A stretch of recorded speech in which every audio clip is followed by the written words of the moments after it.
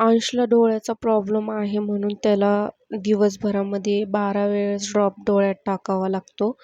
पण आता त्याची स्कूलचा टायमिंग 9 ते 1 वाजेपर्यंत आहे. त्याच्यामुळं आम्ही ड्रॉपचं थोडंसं ॲडजस्ट करते मी.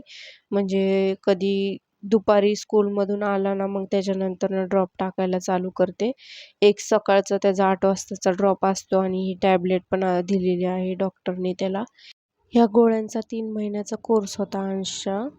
आता त्याचे ते गोळ्या संपणार आहे म्हणजे बंद करायला सांगितल्यात. एवढाच 1 आठवडा द्यायच्यात त्याला त्या गोळ्या आणि मग तिथून पुढं त्या गोळ्या आम्ही बंद करून टाकणार आहे.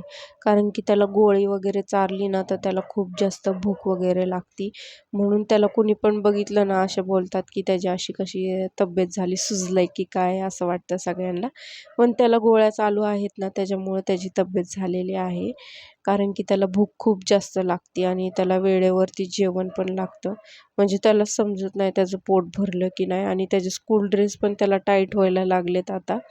आता काय करणार ना, त्याला भूक लागते तर जेवण पण द्यावंच लागतं आणि टिफिनला पण मग मी त्याला चांगलंच देते हेल्दी. मग आज मी अंशला स्कूलमध्ये सोडून आले आणि अंशचे पप्पा घेऊन आले. तर असा होता अंशच्या स्कूलचा blog. Thank so much watching. Bye.